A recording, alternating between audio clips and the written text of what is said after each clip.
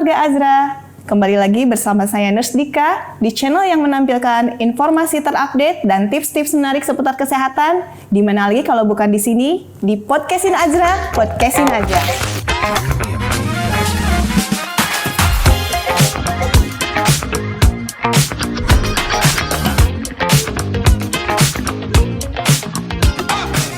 Keluarga Azra, akhir-akhir ini pemerintah sedang gencar-gencarnya untuk meningkatkan kewaspadaan terhadap satu jenis virus yang disebut cacar monyet atau yang lebih dikenal dengan monkeypox atau mpox. Nah, pada kesempatan kali ini kita akan bahas tuntas tentang monkeypox, bagaimana bisa menjadi sebuah wabah yang sangat-sangat harus kita perhatikan. Bersama saya sudah hadir dokter spesialis dermatologi, venerologi, dan estetik Dr. Aninda. Selamat datang dokter. Terima kasih Bu Dika. Silakan dokter. Mungkin ingin menyapa keluarga Azra dulu dok. Oke, halo keluarga Azra. Perkenalkan saya Dr. Aninda Undia Hasana, SPDVE, dokter spesialis kulit dan kelamin di Rumah Sakit Azra Bogor. Dokter, jadi kan akhir-akhir ini ya dok, berita banyak sekali menyebutkan tentang monkeypox atau mpox. Itu sebenarnya dokter, jenis virus apa sih dok? Kenapa sampai harus menjadi kewaspadaan di Indonesia terutama ya dokter ya? Ya, baik, benar Bu Dika. Jadi sebenarnya kasus di Indonesia pun udah mulai meningkat ya kasus mpox. Jadi monkeypox atau cacar monyet atau sekarang yang mungkin dikenal dengan mpox itu merupakan suatu penyakit zoonosis yang disebabkan oleh virus monkeypox atau VMPX yang merupakan dari genus Orthopoxvirus dari keluarga Poxviridae. Nah, penyakit zoonosis ini artinya penyakit yang memang bisa ditularkan dari hewan ke manusia. Awalnya dari hewan ya dok? Iya, betul. Nah, sebenarnya si virus MPX ini atau virus monkeypox ini dia satu genus dengan virus variola atau yang kita sebut dengan smallpox atau cacar yang zaman dulu tuh ada. Namun memang gejalanya lebih ringan, angka penularan dan angka kematiannya pun lebih ringan dibandingkan variola tersebut. Oke. Kenapa sih dok sampai harus menjadi wabah gitu? Ini kan setahu saya dok, setahu Dika ya, jadi sebenarnya virus ini sudah ada sejak lama ya dok. Cuman kenapa akhir-akhir ini munculnya kok akhir-akhir ini gitu dok? Iya, betul. Jadi memang saya ceritain dulu mungkin sedikit sejarahnya ya. Jadi benar kata Bu Dika, virus monkeypox ini sudah ada sejak tahun 1958. Udah lama sekali. Ya, itu pertama kali ditemukannya pada kera, populasi kera yang memang memberikan gejala seperti cacar gitu. Nah, per tahun 1970 itu ditemukan kasus pertama pada manusia. Nah, sebenarnya dari tahun 71 sampai 2021 pun monkeypox itu selalu ada. Jadi memang sudah ada wabah sporadis, tapi memang hanya terbatas di daerah Afrika, Afrika Barat dan Afrika Tengah. Nah, sejak tahun 2022 lalu itu memang sudah menjadi wabah global ya, jadi mulai mendunia. Nah, itu diduga terjadi peningkatan kasus ya karena ada peningkatan trade and travel, kemudian adanya peningkatan populasi manusia gitu ya, yang menimbulkan atau meningkatkan resiko penularan gitu akhirnya. Gitu. Di Indonesia sendiri dokter, kasusnya sudah seberapa banyak sih dok? Oke, jadi di Indonesia ini per tanggal 6 November itu sudah makin banyak sih kasusnya, jadi sekarang sudah 35 kasus. Dan memang dari WHO sendiri ini sudah dinyatakan sebagai suatu public health emergency of international concern. Jadi kedaruratan kesehatan masyarakat yang harus kita waspadai sih sebenarnya ya gitu. Jadi makanya penting sekali mungkin keluarga Azra mengetahui bagaimana gejala ataupun ciri-cirinya mpox itu. Gitu. Sebelum ke gejalanya dokter, penularannya sendiri itu bisa terjadi dari hewan kan tadi ya dokter ya. Terus kan sekarang ini disebutkan bahwa mpox ini adalah sebagai penyakit menular seksual. Itu penularannya sebenarnya lewat apa sih dok? Oke. Jadi sebenarnya gini, penularannya memang ada dua, yaitu dari hewan yang terinfeksi ke manusia atau dari manusia yang sudah terinfeksi ke manusia lain. Untuk penularan dari hewan yang terinfeksi ke manusia itu sebenarnya bisa melalui cakaran, gigitan, ataupun kontak dengan cairan hewan yang terinfeksi tadi gitu. Dan hewan di sini bukan hanya monyet atau kera saja, tapi juga hewan pengerat seperti tikus, tupai itu juga bisa ya Bu. Nah, kemudian untuk penularan dari manusia ke manusia lain itu terjadi melalui yang pertama bisa karena percikan air liur atau droplet yang masuk melalui mata, kemudian hidung, mulut, ataupun luka yang ada di kulit. Yang kemudian adalah kontak langsung.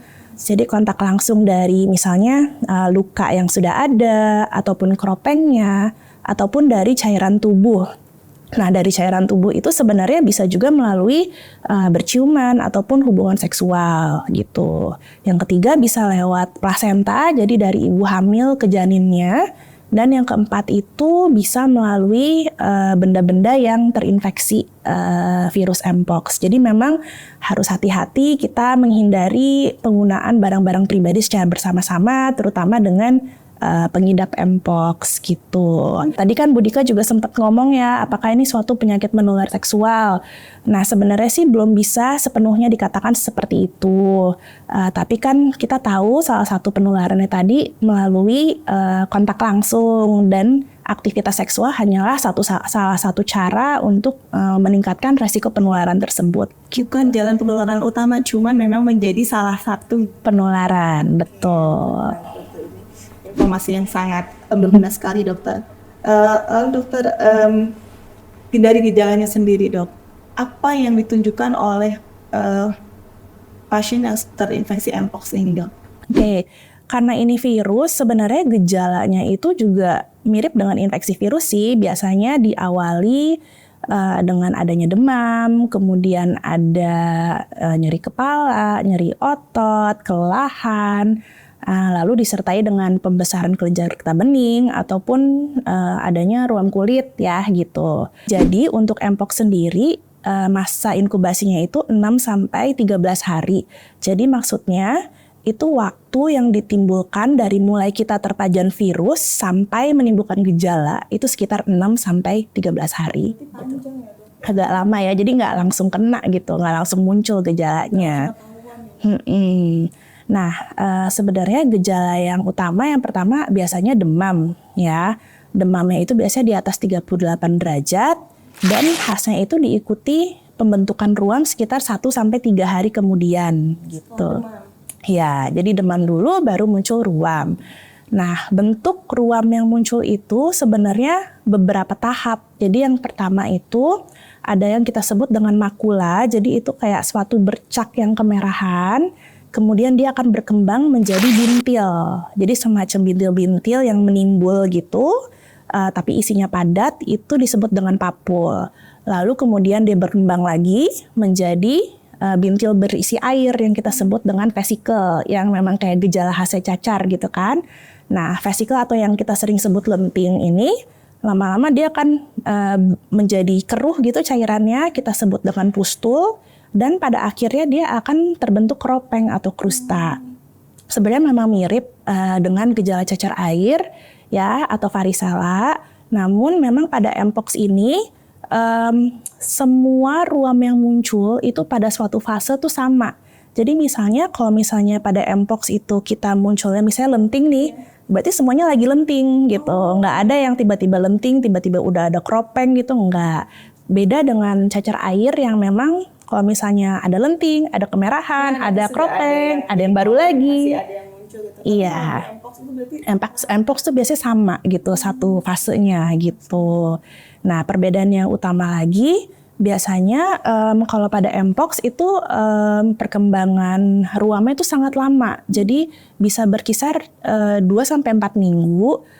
Jadi mulai dia dari muncul bercak atau ruam, sampai dia keropeng atau lepas dan dinyatakan sudah membaik, itu bisa sampai 4 minggu. Berbeda dengan cacar air yang biasanya hanya dalam beberapa hari sudah mulai terbentuk keropeng gitu. Nah, kemudian untuk distribusinya atau lokasi tempat ruam muncul, itu sebenarnya biasanya tersebar di wajah atau di kepala, kemudian di telapak tangan dan telapak kaki. Bisa juga di genital, anggota gerak tubuh, ataupun rongga mulut gitu. Berbeda dengan cacar air yang biasanya jarang ada di telapak tangan ataupun telapak kaki. Lalu pada mpox juga biasanya memang lebih sering ditemukan pembesaran kelenjar getah bening gitu. Yang menjadi yang membedakan. Iya, betul. Berarti penularan yang lebih panjang ya dok, karena kan dokter tadi bilang dari cairannya itu kan yang kayak bintil-bintil itu nanti akan pecah, itu bisa menularkan berarti ya dok? Betul, biasanya cairan yang terdapat dalam bintil itu mengandung virus yang mudah menular gitu. Jadi memang kita usahakan edukasi ke pasien ya, hindari menggaruk-garuk atau mengopek-ngopek gitu ya, supaya tidak ada penularan lebih lanjut. Untuk komplikasinya dokter, ini kan pasti menimbulkan komplikasi setelah dia terjadi infeksi itu. Apa saja sih dok yang bisa timbul setelah terinfeksi mpox? Iya, jadi pada mpox ini juga bisa terjadi beberapa komplikasi. Salah satunya bisa infeksi bakteri gitu, ataupun bisa komplikasi ke mata, bisa komplikasi ke masalah gangguan berkemih gitu, ataupun bisa sampai ke radang otak juga bisa. Jadi memang walaupun mungkin nggak banyak, tapi memang komplikasi itu ada gitu. Dan angka kematian pun juga bisa berkisar sekitar 3% sampai 6% gitu. Ya, tidak setinggi variola ya gitu. Berarti ini harus diterapikan dengan pengobatan yang benar ya dok, untuk menghindari komplikasi tersebut. Itu sebenarnya terapinya dengan apa sih dok? Jadi seperti yang kita ketahui bahwa infeksi virus itu kan sebenarnya sifatnya swasirna, jadi dapat sembuh sendiri. Jadi pengobatan lebih bersifat suportif dan simptomatik, artinya kita mengobati gejala gitu ya. Jadi misalnya ada keluhan demam, tentu saja kita memberikan obat penurun panas. Kalau ada keluhan gatal, kita berikan antihistamin gitu. Atau kalau misalnya ada infeksi bakteri, kita tentu saja berikan antibiotik. Ada keluhan muntah atau mual, tentu saja kita bantu untuk meredakan hal tersebut gitu ya. Jadi sebenarnya sifatnya suportif aja. Nah, untuk kasus yang ringan sebenarnya memang tentu saja perlu dilakukan isolasi mandiri ya pada pasien gitu. Bisa isolasi mandiri di rumah atau isolasi terpusat jika tersedia. Tapi memang apabila dilakukan isolasi mandiri di rumah, tentu saja harus dilakukan penilaian syarat rumah apakah memungkinkan atau tidak. Karena pengidap mpox ini harus memiliki kamar sendiri, kemudian kamar mandi sendiri. Jadi supaya tidak bercampur dengan keluarga yang lain gitu. Juga lewat penggunaan benda-benda tadi yang Betul. Mandi sendiri, mungkin pakaiannya juga dicuci sendiri. Iya, betul Karena sekali. virusnya kuat mungkin ya dok ya, jadi Betul. tidak hilang. Tidak mudah hilang, betul. Jadi kita memang nanti ada penanganan khusus untuk pembersihan ruangannya seperti apa. Mungkin harus dilakukan pembersihan dengan disinfektan seperti itu. Pengawasan di rumah pun bisa dengan kondisi tertentu, cuma mungkin untuk penata laksanaannya perlu khusus gitu ya, namanya kekhususan. Nah, kemudian kalau soal antivirus, karena ini kita penyebabnya virus, sebenarnya hanya diberikan pada kondisi-kondisi tertentu saja. Jadi pada orang yang memiliki gejala mpox yang berat, kemudian memiliki daya tahan tubuh yang lemah, jadi yang kita sebut dengan immunocompromised. Lalu kita juga dapat diberikan pada ibu hamil atau ibu menyusui, serta orang-orang yang memiliki satu atau lebih komplikasi gitu. Itu biasanya antivirus kita berikan pada yang seperti itu. Dokter kan mencegah selalu lebih baik daripada mengobati ya dok. Untuk cacar kan kalau yang kita tahu sudah ada vaksinnya. Untuk mpox sendiri sudah ada vaksin untuk mpox? Sebenarnya vaksin untuk mpox ini tersedia, namun memang masih sangat terbatas. Jadi pemberian vaksin itu lebih diutamakan pada kelompok-kelompok orang yang beresiko. Contohnya orang yang memang kontak langsung dengan pengidap mpox tadi ya, ataupun orang-orang yang mungkin memiliki kontak dengan hewan-hewan yang sehari-harinya mungkin memiliki kontak dengan hewan yang mungkin menjadi tempat reservoir virus itu gitu. Jadi memang saat ini belum bisa untuk semuanya gitu. Jadi untuk orang-orang tertentu ya dok, yang memiliki risiko tinggi. Betul. Nah untuk yang lain nih dok, untuk pencegahan agar agar mengurangi risiko untuk terjangkit mpox itu apa dok? Jadi karena ini suatu infeksi virus, sebaiknya memang kita harus menjaga perilaku hidup bersih dan sehat, salah satunya dengan melakukan cuci tangan, menggunakan air dan sabun atau bahan yang berbasis alkohol gitu sesuai dengan 5 langkah cuci tangan WHO. Kemudian lakukan pembersihan permukaan gitu bisa dengan menggunakan disinfektan. Kemudian kita menghindari kontak dengan hewan-hewan yang mungkin menjadi reservoir virus. Kemudian kita juga bisa tentu saja menerapkan perilaku atau melakukan hubungan seksual yang aman ya. Jadi tetap setia sama pasangan ataupun menggunakan pengaman ketika berhubungan gitu. Nah, apabila pasien mungkin sudah terkonfirmasi, jadi memang harus lakukan isolasi mandiri, kemudian memisahkan barang-barangnya dengan yang lain. Jadi apabila ada keluarga yang mungkin merawat pasien Mpox, itu juga harus menggunakan APD gitu dan melakukan pembersihan segera setelah kontak dengan pasien tersebut. Nah, sebenarnya jika keluarga Azra mungkin ada keluhan seperti demam yang diikuti dengan ruam, ada baiknya untuk segera diperiksakan ke dokter atau tenaga kesehatan lain agar mendapat penanganan yang tepat gitu. Jadi keluarga Azra tetap ya pencegahan itu lebih baik daripada mengobati. Atau kalau sudah merasakan gejala, alangkah lebih baiknya untuk segera ke dokter untuk mendapatkan penanganan lebih lanjut. Dokter Aninda, terima kasih banyak sudah hadir di podcast kami. Sama-sama. Informasi yang sangat bermanfaat tentunya. Keluarga Azra jika ingin berkonsultasi langsung atau mendapatkan informasi langsung dari Dokter Aninda, silakan untuk scan barcode berikut ini untuk mengecek jadwal praktek Dokter Aninda di Rumah Sakit Azra. Keluarga Azra jika ingin mendapatkan informasi terupdate atau tips-tips menarik seputar kesehatan, tentu saja jangan kemana-mana, tetap di channel ini di Podcastin Azra. Podcastin aja. Dadah. Dadah.